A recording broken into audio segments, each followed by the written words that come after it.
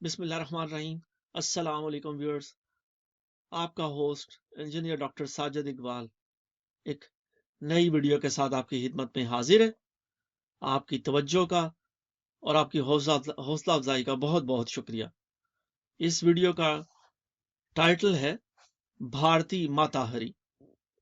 ماتا ہری کا نام جاسوسی کی دنیا میں کسی تعارف کا محتاج نہیں۔ وہ پیشے کے لحاظ سے تو ایک رقاصہ تھی، مگر اس نے پہلی جنگ عظیم کے دوران میں جرمنی کے لیے اپنے اس فن کے ذریعے جاسوسی کے میدان میں یادگار خدمات سر انجام دیں۔ مگر بالآخر وہ اتحادیوں کے ہتھے چڑھ گئی اور فرانسیسیوں نے اسے گولی کا نشانہ بنا کر انجام کو پہنچا دیا۔ ماتا ہری کا کردار جاسوسی کی دنیا میں ایک لیجنڈ کے طور پر آج بھی مانا جاتا ہے۔ کچھ اسی نوعیت کی ایک بھارتی دوشیزہ سے ہمارا واسطہ پڑا اور اس کا کردار ہمارے ریکارڈ میں اپنے انمٹ نقوش چھوڑ گیا۔ اسلام آباد میں دنیا کے متعدد سفارت خانوں نے اپنے عملے کے بچوں کی ابتدائی تعلیم اور تربیت کی غرض سے ایمبیسی اسکول قائم کر رکھے ہیں، خاص طور پر ان ممالک نے جن کے عملے کی تعداد زیادہ ہے اور طالب علم بھی کافی تعداد میں ہیں۔ یہ سلسلہ دنیا کے تقریباً سبھی ملکوں میں ہے اور بظاہر کسی حوالے سے بھی سفارتی آداب اور قواعد کے خلاف نہیں، مگر یہ بھی حقیقت ہے کہ ان سکولوں میں محض درس و تدریس کا کام ہی نہیں ہوتا، بلکہ ان سکولوں کے عملے کے کئی ارکان کو تعلیمی سرگرمیوں کی آڑ میں جاسوسی کے کام پر بھی مامور کیا جاتا ہے۔ یہاں تربیت یافتہ جاسوس اساتذہ کے ظاہری روپ میں ان سکولوں میں تعینات کر دیے جاتے ہیں۔ یہ ایمبیسی اسکول دراصل سفارت خانے کی عمارت سے جدا ایک ایسے بیس کے طور پر استعمال ہوتے ہیں جہاں نہ صرف خفیہ سرگرمیوں کی نگرانی احسن طریقے پر ہو سکے، بلکہ تخریب کاری اور دہشت گردی کی کارروائیوں کے منصوبے بھی بآسانی عمل میں لائے جا سکیں۔ اساتذہ کے روپ میں تعینات کیے گئے خفیہ ایجنٹ ہمہ وقت میزبان ملک کے خلاف کسی بھی خفیہ کارروائی کے لیے تیار رہتے ہیں، اور یہ اسکول ان ایجنٹوں کو مکمل تحفظ اور سہولتیں فراہم کرتے ہیں۔ خفیہ ایجنٹ اسی طرح کے دوسرے اداروں مثلاً ایئر لائنز کے دفاتر، ہوٹلوں، لینگویج سینٹرز، ایوان ہائے ثقافت و دوستی اور مراکز اطلاعات میں بھی تعینات کیے جاتے ہیں۔ ہمیں اپنی معمول کی چیکنگ کے دوران میں اسلام آباد میں قائم انڈین ایمبیسی اسکول کی ایک مس وینا کی سرگرمیاں کچھ مشکوک نظر آئیں۔ مسلسل نگرانی کے بعد ہمیں پتہ چلا کہ وہ اسکول کی تدریسی سرگرمیوں میں تو کم حصہ لیتی ہیں، مگر اکثر اوقات شکار کی تلاش میں اسلام آباد کے چند گھروں میں دکھائی دیتی ہیں۔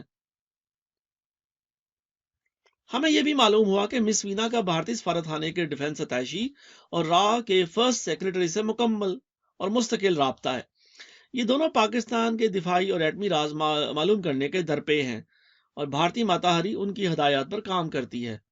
مس وینا کی عمر 25-26 سال کے لگ بھگ تھی، مگر دیکھنے میں وہ 18-19 سال کی بے زرڑ اور معصوم سی لڑکی لگتی تھی۔ ستما ناک، کتابی چہرہ، کھلتا ہوا رنگ، انتہائی مناسب جسم، چال ڈھال میں ایک خاص قسم کا بانک پن اور گفتگو کا محسوس انداز اس کے خطرناک ہتھیار تھے۔ اس کی خاموش نظریں بھی گہرائیوں تک سرایت کرتی محسوس ہوتی تھیں۔ اس کے چہرے پر ہم وقت ایک ہلکی مسکراہٹ تو رہتی، لیکن اس کی نظروں میں ایک ایسی اداسی بھی دکھائی دیتی جیسے صدیوں پرانا ایک محل اپنی لٹی ہوئی تابناکیوں، خوشیوں اور روشنیوں کے لوٹ آنے کے کربناک انتظار میں ہو، جیسے وقت کے بے رحم ہاتھ لمحہ بلمحہ اسے ریزہ ریزہ کر رہے ہوں، یا جیسے ایک تھکن سے چور مسافر جو اپنی منزل کا نام بھی بھول چکا ہو مگر پھر بھی ایک لامتناہی سفر پر ہو۔ مس وینا کا بدن اور روح بھی ایک دوسرے سے جدا جدا گمسم کسی انجانی منزل کی تلاش میں رہتے۔ مزید معلومات کے لیے ہم نے ایک پاکستانی ہندو لڑکے کو انڈین ایمبیسی اسکول میں داخلہ دلوایا۔ اس کی ماں نے ہماری ہدایات پر یہ ظاہر کیا کہ اپنے بچے کی تعلیمی سرگرمیوں کے بارے میں بے حد متفکر ہے اور ان سرگرمیوں کے بارے میں آگاہ رہنا چاہتی ہے۔ وہ ہر دوسرے تیسرے روز اسکول جانے لگی اور یوں آہستہ آہستہ مس وینا کے ساتھ دوستی استوار کرنے میں کامیاب ہو گئی۔ جلد ہی ان کی دوستی اسکول کی حدود سے نکل کر گھر اور مارکیٹ تک آ گئی۔ وہ متواتر ایک دوسرے کو ملتی، شاپنگ اکٹھے کرتی، سینما جاتی اور اسلام آباد کے تفریحی مقامات پر اکٹھے گھومنا پھرنا بھی ان کا معمول بن گیا۔ وینا اسی محترمہ کو شکار کر کے اسے اپنے مقاصد کے لیے استعمال کرنا چاہ رہی تھی اور یہ نہیں جانتی تھی کہ یہ معصوم شکار خود اس کا شکاری ہے۔ کچھ ہی عرصے بعد ہمارے اس شک کی تصدیق ہو گئی کہ مس وینا کا اسکول کی تدریسی سرگرمیوں میں کوئی کردار نہیں۔ وہ بھارتی جاسوس ہے اور ہم وقت اپنے آقاؤں کے حکم کی بجاوری میں مشن کے لیے تیار رہتی ہے۔ اب ہماری نظریں اس کی آمد و رفت اور روزمرہ کی مصروفیات پر مذکور ہو گئیں اور ہم اس انتظار میں تھے کہ وینا کے پھینکے ہوئے کانٹے میں کون سی پاکستانی مچھلی پھنستی ہے۔ ایک روز بھارتی ایمبیسی کی جانب سے اسلام آباد کے ایک بڑے ہوٹل میں کمرہ بک کروایا گیا۔ یوں تو یہ ایک معمول کی بات تھی، مگر سفارت خانے کے مہمانوں کی شناخت اور ان کے بارے میں جاننا ہمارے فرائض میں شامل تھا۔ ہوٹل سے ہمارے آدمی نے اطلاع دی کہ مس وینا بھارتی ڈیفنس اتاشی کی گاڑی میں سفارت خانے کے ایک رکن مسٹر کھنہ کے ساتھ، جو را کی ٹیم کا ممبر بھی تھا، ہوٹل پہنچی ہے اور کھنہ وینا کو ہوٹل کے کمرے میں چھوڑ کر لابی میں بیٹھا شاید کسی کا منتظر ہے۔ ہم نے ایئرپورٹ پر رابطہ کیا تو معلوم ہوا اس وقت کوئی جہاز نہیں آ رہا اور نہ ہی بھارتی سفارت خانے کی کوئی کار ایئرپورٹ گئی ہے۔ اس سے ظاہر ہوا کہ مہمان کو یہیں کا ہے۔ ہم نے سیٹی بجا دی اور ہماری ٹیم ضروری ساز و سامان کے ساتھ اپنی پوزیشن پر آن پہنچی۔ چند لمحوں بعد پرویز نامی ایک پاکستانی نوجوان، جس کے چہرے پہ سے سراسیمگی اور خوف ٹپک رہا تھا، ہوٹل کی لابی میں داخل ہوا۔ مسٹر کھنہ نے آگے بڑھ کر گرم جوشی سے اس کا استقبال کیا اور کہا، آئیے پرویز صاحب، ہم تو آپ کے دیر سے منتظر ہیں، اور اسے اس کمرے میں لے گیا جہاں وینا آنے والے لمحوں کے تانے بانے بن رہی تھی۔ وقت ضائع کیے بغیر ہمارے ساتھیوں نے پہلے سے طے شدہ پروگرام کے مطابق کپڑے بدلے اور مختلف روپ دھار کر اپنے اپنی ڈیوٹی کے مقام پر پہنچ گئے۔ توقع کے عین مطابق کمرے سے روم سروس کو انٹرکام پر چائے اور سینڈوچز کا آرڈر دیا گیا۔ ہمارا تربیت یافتہ ویٹر فوری طور پر چائے کی ٹرالی لے کر روانہ ہو گیا، جس میں ایک چھوٹا سا ٹرانسمیٹر نصب تھا۔ واپسی پر ویٹر نے بتایا کہ وینا اپنے مہمان پر سب کچھ نچھاور کرنے کے لیے بے چین ہے، مگر اس کا مہمان سہما ہوا اور شرمیلا سا ہے، جبکہ مسٹر کھنہ کی کوشش ہے کہ مس وینا اپنے مہمان کے تمام حواسوں پر قابو پا لے۔ بہرحال ہماری ٹرالی میں لگے ٹرانسمیٹر کی مدد سے ان لوگوں کی گفتگو سنی جا رہی تھی اور ہم اسے ریکارڈ بھی کر رہے تھے۔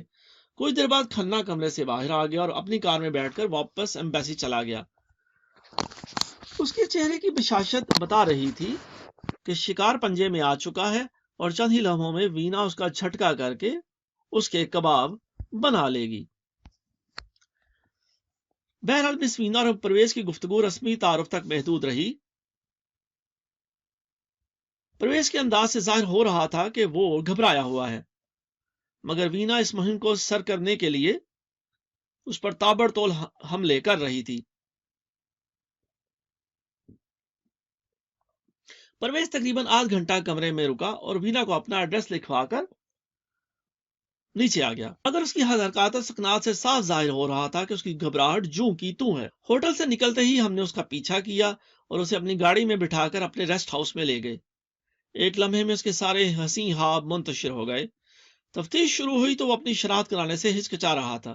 نتیجتاً ہم نے وینا کے ساتھ اس کی گفتگو کی ریکارڈنگ اسے سنائی تو اس کے چہرے پر ہوائیاں اڑنے لگیں۔ اس نے بچوں کی طرح رونا شروع کر دیا اور معافی مانگنے لگا۔ اس نے بتایا کہ میں پاکستان اٹامک انرجی کمیشن میں انجینئر ہوں اور کھنہ کے ساتھ میری ملاقات لاہور سے اسلام آباد آتے ہوئے ایک بس میں ہوئی تھی۔ ہم بہت جلد دوست بن گئے اور کھنہ نے مجھے ایک خوبصورت لڑکی سے ملوانے کی پیشکش کی جسے میں ٹھکرا نہ سکا۔ ہمارے لیے اس میں کوئی حیرت کی بات نہ تھی۔ ہمارے پاس اس کھیل کو آگے بڑھانے کے لیے بہت سارے راستے تھے۔ پہلے ہم نے سوچا کہ پرویز سے ڈبل ایجنٹ کا کام لیا جائے، مگر بعد ازاں اس کی ملازمت کی حساس نوعیت کو دیکھتے ہوئے ہم نے ارادہ منسوخ کر دیا۔ تاہم اس واقعہ کی ایک رپورٹ اس کے متعلقہ محکمے کو بھجوا دی اور پرویز کو ملازمت سے فارغ کر دیا گیا۔ بہرحال پرویز سے ملاقات کے بعد مس وینا ابھی ہوٹل کے کمرے میں موجود تھی۔ یا تو وہ کھنہ کا انتظار کرتی یا پھر ایمبیسی فون کرتی کہ ہوٹل میں میری ڈیوٹی پوری ہو گئی ہے اور مجھے یہاں سے لے جایا جائے۔ اب ہمارے پاس ہوٹل کا ہی محاذ تھا اور وقت بہت کم۔ وینا تک رسائی حاصل کرنا خطرے سے حالی نہ تھا۔ وہ ہمارے کسی بھی اہلکار کی کمرے میں موجودگی کی صورت میں الارم بجا سکتی تھی اور ہمارے لیے ایک پیچیدہ سفارتی تنازعہ پیدا ہو سکتا تھا۔ دوسری جانب یہ ایک ایسی صورتحال تھی کہ جسے فائدہ نہ اٹھانا ہماری خفیہ روایات کے خلاف تھا۔ کسی بھی رسک کی صورت میں کامیابی کی توقع 50-50 تھی، تاہم مس وینا کی شخصیت اور کردار کو سامنے رکھ کر ہمیں اس بات کا یقین تھا کہ اگر اس صورتحال میں مہارت اور چابک دستی سے کام لیا جائے تو اس بھارتی ماتا ہری کو شیشے میں اتارنا مشکل نہ ہوگا۔ ہمارے لیے $1 ملین چانس تھا جسے آزمایا جا سکتا تھا۔ ہم نے چند لمحوں میں حتمی فیصلہ کیا اور کچھ دیر بعد ہمارے روم سروس والے اسی ویٹر نے کمرے کے دروازے پر دستک دی۔ بظاہر وہ چائے کی ٹرالی واپس لینے گیا تھا۔ پلان کے مطابق اس نے کمرے کا دروازہ کھلا رکھا، وینا سے رسمی دعا سلام کی اور اسی اسنا میں ہمارا کیس آفیسر بھی کمرے میں پہنچ گیا۔ یہ حکمت عملی اس لیے اختیار کی گئی تھی تاکہ وینا اپنے سفارتخانے فون نہ کر سکے۔ اگر کھنا ہو آتا تو اس صورتحال کے لیے بھی ہمارا ایک آدمی تیار تھا۔ منصوبے کے مطابق کیس آفیسر ہوٹل کے سیکیورٹی ایگزیکٹو کے روپ میں کمرے میں داخل ہوا، اپنا تعارف کروایا اور ہوٹل کی سروس کے بارے میں معمول کی گفتگو کرنے لگا۔ وینا کو ذرا برابر شک نہ ہوا، اس کے لیے سب معمول کی بات تھی۔ وہ انتہائی مطمئن اور خوشگوار موڈ میں تھی۔ ہمارے افسر نے بات کو آگے بڑھاتے ہوئے بھارتی ساڑیوں، فلموں کے بارے میں گفتگو شروع کی۔ وینا نے اس گفتگو میں دلچسپی لینی شروع کی اور ہمارے افسر کو بیٹھنے کے لیے کہا۔ ویٹر ٹرالی لے کر چلا گیا اور گفتگو کا موضوع ذاتی معلومات تک آ گیا۔ ہمارا وار کارگر ثابت ہوا۔ وینا جلد ہمارے کیس افسر کو تم کہنے کی حد تک آ گئی۔ وہ باتوں میں اس قدر محو ہو گئی کہ اسے سفارت خانے فون کرنا یاد نہ رہا۔ ادھر کھنہ اور اس کے افسرانے والا یقینی طور پر اس بات پر جام مسرت پی رہے ہوں گے کہ بلاخر انہوں نے پاکستان اٹامک انرجی کمیشن سے ایک مچھلی کو اپنے جال میں پھنسا لیا۔ آہستہ آہستہ ہمارے افسر کا لہجہ تبدیل ہوا اور اس کی گفتگو معنی خیز ہو گئی۔ جب وینا کو احساس ہوا کہ ہوٹل کے اس افسر کو وینا کے اس کمرے میں آمد اس کے مقاصد سے پوری طرح آگاہی ہے تو وینا کی صورت ایک ایسے مجبور، بےکس اور بھوکے بچے کی سی ہو گئی جسے بیکری سے ڈبل روٹی چوری کرتے ہوئے رنگے ہاتھوں پکڑ لیا گیا ہو۔ اس کی آنکھیں بھر آئیں اور اس کی آواز کسی گہرے کنویں سے آتی ہوئی محسوس ہونے لگی۔ وینا نے اپنی داستان حیات سنانا شروع کر دی۔ میں اپنے والدین کی اکلوتی اولاد ہوں۔ میرے والدین نے میری پرورش انتہائی غربت اور قسم پرسی کے باوجود بڑے ناز و نیم سے کی۔ میں نے 2 سال پہلے گریجویشن کی ہے۔ جہیز کی لعنت سے آپ اچھی طرح آگاہ ہیں۔ پاکستان میں بھی یہ لعنت ابھی تک موجود ہے، جس کی وجہ سے ہزاروں لڑکیاں اپنے بالوں میں چاندی کے تاروں کا اضافہ کیے ماں باپ کی دہلیز پر بیٹھی ہیں۔ بھارت میں بھی بہت سی لڑکیاں معاشرے کی اس دلدل میں پھنسی ہوئی ہیں۔ میرا خیال تھا کہ تعلیم مکمل کرنے کے بعد ٹیچر بنوں گی، مگر کوشش کے باوجود مجھے نوکری نہ مل سکی۔ ایک روز میری ایک دوست کے خاوند نے مجھے ایک دوست سے یہ کہہ کر متعارف کرایا کہ یہ اعلیٰ سرکاری افسر ہیں اور تمہارے لیے ملازمت کا بندوبست کر سکتے ہیں۔ بعد میں مجھے علم ہوا کہ ان کا تعلق بھارتی انٹیلیجنس سے ہے۔ انہوں نے میرا سرسری سینٹر انٹرویو لیا اور مجھے بتایا کہ میں تمہارے لیے نوکری کا انتظام کر سکتا ہوں، مگر یہ نوکری بھارت میں نہیں، پاکستان میں بھارتی ایمبیسی اسکول میں ہوگی۔ یہ الفاظ میرے لیے انتہائی خوش کن تھے۔ میرے لیے کسی دوسرے ملک میں جانے کا تصور ہی انتہائی دلکش تھا۔ انہوں نے مجھ سے کہا کہ نوکری کا بندوبست تو ہو گیا ہے، مگر چونکہ ہمارا دشمن ملک ہے پاکستان، اس لیے چند ماہ کی سیکیورٹی ٹریننگ پر جانا پڑے گا۔ میں اس کے لیے بھی تیار ہو گئی۔ دراصل مجھے خوشی تھی کہ مجھے بیرون ملک ملازمت مل رہی ہے اور اس کے ساتھ ساتھ مجھے ایک ایسی سرزمین دیکھنے کا موقع بھی ملے گا جس کے بارے میں میں نے بہت کچھ سن رکھا تھا۔ چند روز بعد ایک شخص ہمارے گھر آیا۔ اس نے مجھے تقرری کا خط دیا اور کہا اگلے روز سیکیورٹی اسکول ٹریننگ لے جانے کے لیے میں خود آؤں گا۔ وہ حسب وعدہ اگلے روز پھر آیا۔ میں اپنے والدین سے رخصت ہو کر اس کے ساتھ گاڑی میں سوار ہو گئی۔ ایک طویل سفر کے بعد ہم اپنی منزل پر پہنچے۔ یہ ایک پراسرار عمارت تھی اور دیکھنے میں اسکول یا تربیت گاہ ہرگز دکھائی نہیں دیتی تھی۔ میرے علاوہ وہاں 4 اور لڑکیاں بھی موجود تھیں۔ جب کورس شروع ہوا تو مجھے معلوم ہوا اس میں کسی ٹیچر کی نہیں بلکہ جنگ کی تربیت دی جا رہی ہے۔ چند ہی دنوں میں مجھے پتا چل گیا کہ میں جاسوس بنا کر بھیجی جا رہی ہوں۔ ہمارے تربیتی سلیبس میں جسمانی ورزش، ہتھیاروں کے استعمال کا طریقہ اور ایسے لیکچر شامل تھے جن کا مقصد پاکستان کے خلاف شدید نفرت پیدا کرنا تھا۔ علاوہ ازیں اپنے شکار کو ذہنی طور پر اپنے تابع بنانا اور خفیہ راز معلوم کرنا بھی ہماری تربیت کا اہم حصہ تھا۔ میں جانتی ہوں کہ آج میں پاکستان میں جو کچھ کر رہی ہوں اخلاقیات کے مروجہ ضوابط کے خلاف ہے اور کوئی بھی باضمیر انسان اس دلدل میں کودنے کی جرت نہیں کر سکتا۔ مگر میں اب ان کی چنگل سے نہیں نکل سکتی۔ وینا نے یوں باتیں کی جیسے دور ویرانوں میں بھٹک رہی ہو اور اسے کوئی راستہ نہ سوجھ رہا ہو۔ وینا کی کہانی سن کر ہمیں بہت دکھ ہوا۔ ہم نے بڑی مہارت سے وینا کی ٹوٹی پھوٹی شخصیت کو بحال کیا، اسے وہ اپنی تمام عزت اور غیرت مہیا کی جو وہ کھو چکی تھی۔ وینا نے جب ہمارے حسن سلوک کا موازنہ اپنے ہندو آقاؤں کے کردار سے کیا، اس کے لیے فیصلہ کرنا مشکل نہ رہا کہ اسے نام نہاد وطن پرست دوستوں کے بجائے اپنے دشمنوں کا ساتھ دینا چاہیے۔ نفسیاتی طور پر ہم نے اس بھارتی ماتا ہری کے کچلے ہوئے ضمیر میں زندگی کی نئی روح پھونک دی۔ ہم نے اسے پیسے دیے، بھارت میں اس کی والدین کی دیکھ بھال کا ذمہ بھی لیا، اسے عزت نفس دی اور جسمانی روحانی پاکیزگی کے سبق دیے۔ چنانچہ وینا دل و جان سے پاکستان کی ہو گئی۔ ڈبل ایجنٹ کے حیثیت سے وینا نے ہمارے لیے قابل قدر خدمات انجام دیں۔ اس نے ہمارے بعض منصوبوں کی تکمیل میں بھرپور ہاتھ بٹایا اور انتھک محنت کی۔ وینا کی وجہ سے ہمیں ہر وقت بھارتی سفارت خانے میں ہونے والے واقعات، حالات، ان کے خفیہ ایجنٹوں، ان کے طریقہ کار اور اہداف کی خبر رہنے لگی۔ ان اطلاعات کی بنا پر ہم نے ان کے بہت سے ایسے منصوبوں کو ہاتھ میں ملا دیا جن کی تفصیل یہاں بیان نہیں کی جا سکتی۔ وینا کو جب پاکستان سے وطن واپسی کے احکامات موصول ہوئے تو وہ بے حد افسردہ اور غمگین تھی۔ وہ ہمیشہ کے لیے پاکستان میں رہنے، یہاں شادی کرنے اور اسلام قبول کرنے کو تیار تھی، مگر ہم اس کے لیے کوئی مناسب شوہر تلاش نہ کر سکے۔ وہ دل پر بھاری پتھر رکھے پاکستان سے روانہ ہو گئی۔